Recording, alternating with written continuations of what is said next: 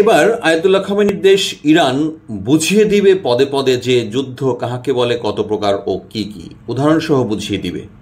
কারণ ইরান এখনও তাদের সর্বোচ্চ যে লেটেস্ট অস্ত্র মানে মিসাইল এখনও সে ব্যবহার করেনি। সে বলেছে যুদ্ধ শুরু হয়েছে মাত্র, যুদ্ধ শুরু করেছে ইসরায়েল, আর শেষ করব হচ্ছে আমরা। গত 8 দিনেরও বেশি ধরে যুদ্ধ, রক্তক্ষয়ী যুদ্ধ চলার পর, যুদ্ধ হচ্ছে মূলত আকাশসীমায় হওয়ার পর গতকাল সুইজারল্যান্ডের জেনেভাতে ইরানের সঙ্গে বৈঠকে বসেছিলেন হচ্ছে ইউরোপীয় ইউনিয়নের পররাষ্ট্রমন্ত্রীরা। তারা বসে চেষ্টা করছে যে ইরানকে যেন কোনোভাবেই পারমাণবিক অস্ত্র তৈরি করতে না পারে বা সংগ্রহ করতে না পারে, সে ব্যাপারে ইরানকে রাজি করানোর জন্য।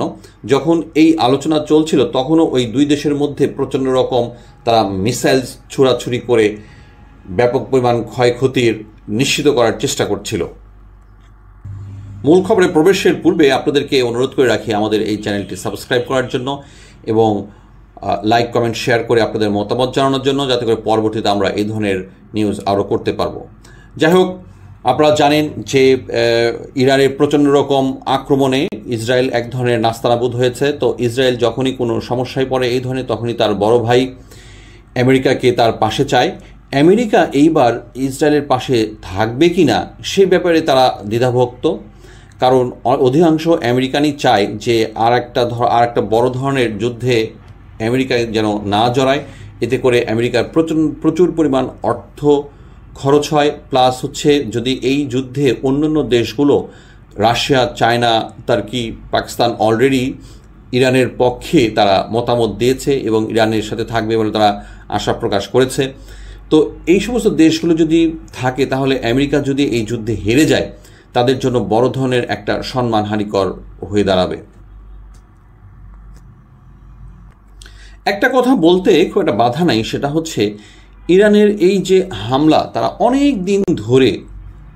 দিন ধরে সুকৌশলে প্ল্যান করতে করতে এই হামলাটা চালিয়েছে। জানা গেছে এক বিদেশি ভদ্রমহিলা, যিনি কিনা লেখিকা ছিলেন, তিনি আয়াতুল্লাহ খামেনির উপর বইও লিখেছেন এবং সেই সুবাদে তিনি তার সঙ্গে দেখা পর্যন্ত করেছেন। তার সঙ্গে দেখা করার পর এই ভদ্রমহিলার সঙ্গে সে দেশের অনেক জেনারেলের ওয়াইফদের সঙ্গে তার সুসম্পর্ক গড়ে ওঠে এবং এরই পরিপ্রেক্ষিতে সে আস্তে আস্তে সমস্ত তথ্য সংগ্রহ করতে থাকে। এই তথ্য সংগ্রহ করতে করতে ইসরায়েল তাদের তথ্য ভান্ডার এমনভাবে পরিপূর্ণ করেছে এবং এমন একটা প্ল্যান করেছে, সুকৌশলে সুনিপুণভাবে তারা গত 13ই জুন ইরানে আক্রমণ করে এবং এই আক্রমণের ফলে 6 জনের বেশি পরমাণু বিজ্ঞানী এবং 10 জনের বেশি উচ্চপদস্থ সেনাবাহিনী কর্মকর্তা সহ প্রায় 22 জনের মতো একদিনে নিহত হয় এবং এটাই ছিল তাদের সবচেয়ে বড় ক্ষতি, ইরানের সবচেয়ে বড় ক্ষতি। এরপরে অবশ্য যেটা হয়েছে সেটা হলো দুই দেশই পাল্টাপাল্টি হামলা করে দুই দেশই তাদের প্রচুর পরিমাণ বিপর্যয়ের ক্ষতি নিশ্চিত করেছে। এদিকে আরেকটা খবরে জানা গেছে, সেটা হচ্ছে ইসরায়েলের সমস্ত নেটওয়ার্কিং সিস্টেম ইরানের যে আইটি প্রকৌশলীরা আছে তারা হ্যাক করেছে। অর্থাৎ ইসরায়েলের যে সমস্ত নেটওয়ার্ক, লাইক সেনাবাহিনী থেকে শুরু করে বিভিন্ন রকম মিসাইলের যে স্টক, তাদের সেই গতিবিধি কীভাবে সেগুলো পরিচালিত হয়, সমস্ত কিছুই তো আজকাল ইন্টারনেট ভিত্তিক। জানা যায় ইরান 50টিরও বেশি তথ্য ভাণ্ডার সেখান থেকে হ্যাক করেছে এবং এই সমস্ত ইসরায়েলের সমস্ত তথ্য ভাণ্ডার এখন ইরানের দখলে। অর্থাৎ ইসরায়েলের সমস্ত তথ্য ভাণ্ডার এখন ইরানের দখলে, এমনটি শোনা গেছে। অপরদিকে জানা গেছে যে আরেকটি সংবাদ নিশ্চিত করেছে যে ইসরায়েলের মিসাইল প্রায় শেষ হয়ে আসছে।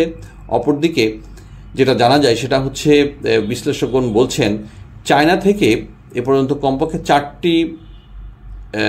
4টি রহস্যজনক বিমান উড়ে এসেছে ইরানের সীমান্তবর্তী এলাকায় এবং ইরানের যখন সীমান্তবর্তী এলাকায় পৌঁছায় তখন এই বিমানগুলো রাডার থেকে বিচ্ছিন্ন হয়ে যায়। সবারই ধারণা এই বিমানে করে ইরানে প্রচুর পরিমাণ সামরিক সরঞ্জাম এসেছে, যে জিনিসগুলো ইরান বর্তমানে ব্যবহার করছে ইসরায়েলের বিপক্ষে। সুতরাং দেখা যায় যুদ্ধে কৌশলগতভাবে ইরান অনেকটাই এগিয়ে এবং ইরানের কাছ থেকে এইবার ইসরায়েলের কোনো নিস্তার নাই, এই কথাই জানিয়ে দিয়েছেন আয়াতুল্লাহ খামেনি। তিনি বর্তমানে তার ক্ষমতা হস্তান্তর করেছেন, বলেছেন আমি এখন প্রধান, তার কাছে তিনি ক্ষমতা হস্তান্তর করেছেন বলে জানা গেছে। শুধু শ্রোতা, এই পর্যন্ত খবরের আপডেট। আপনারা এই ধরনের খবর রেগুলার পেতে আমাদের চ্যানেলটি এখনই সাবস্ক্রাইব করুন এবং আমাদের সঙ্গে থাকুন। ধন্যবাদ।